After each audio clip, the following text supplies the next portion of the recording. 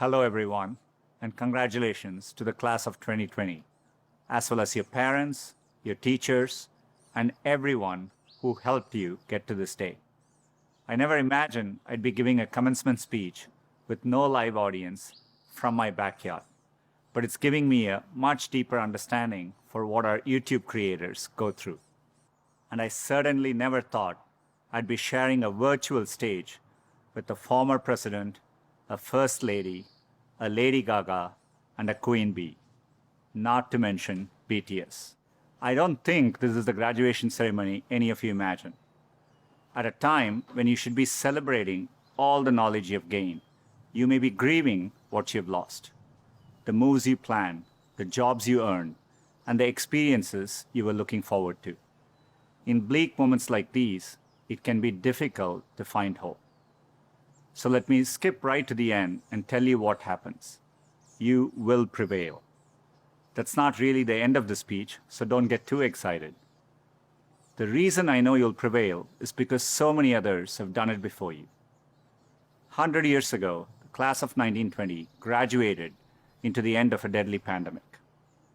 50 years ago, the class of 1970 graduated in the midst of Vietnam War.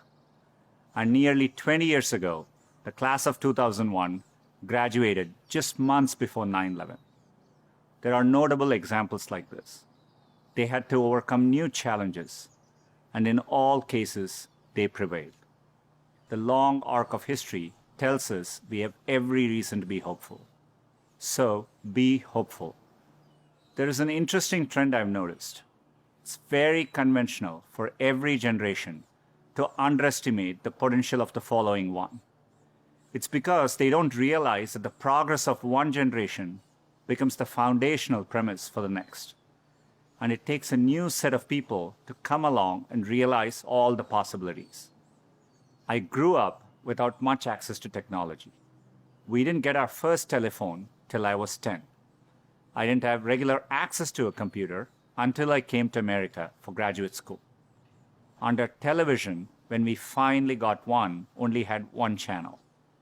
So imagine how awestruck I am today to be speaking to you on a platform that has millions of channels. By contrast, you grew up with computers of all shapes and sizes. The ability to ask a computer anything, anywhere, the very thing I've spent my last decade working on, is not amazing to you. That's okay. It doesn't make me feel bad. It makes me hopeful. There are probably things about technology that frustrate you and make you impatient.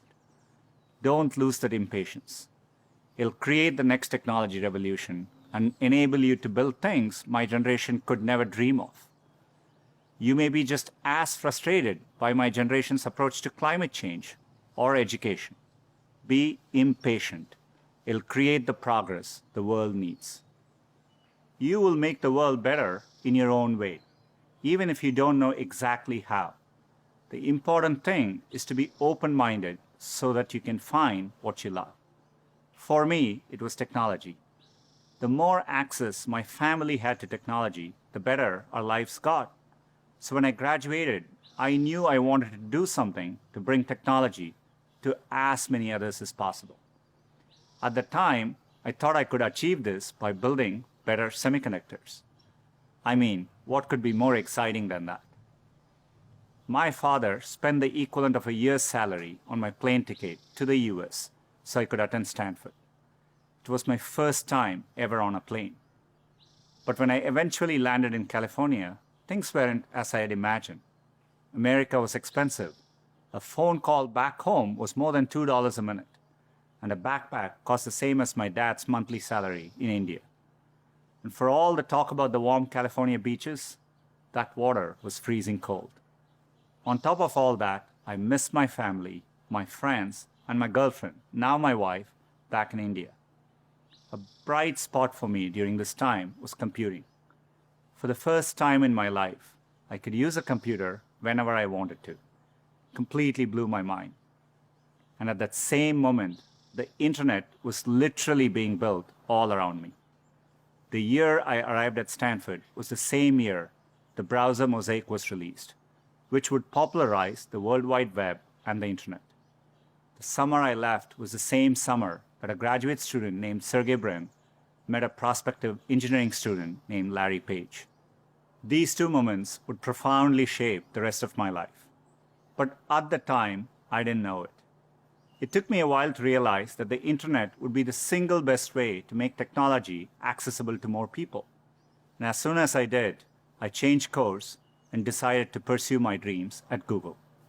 Inspired by the wonder that first browser created in me, I led the effort to launch one called Chrome in 2009 and drove the effort to help Google develop affordable laptops and phones so that a student growing up in any neighborhood or village in any part of the world could have the same access to information as all of you.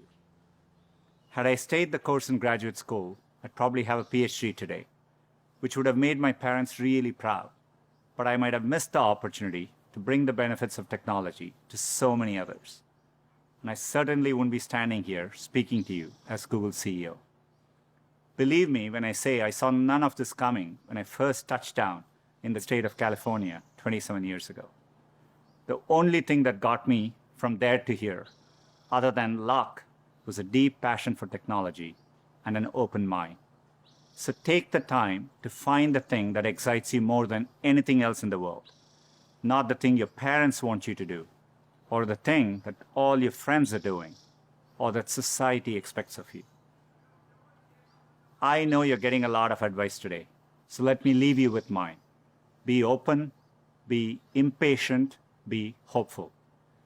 If you can do that, history will remember the class of 2020, not for what you lost, but for what you changed. You have the chance to change everything. I'm optimistic you will. Thank you.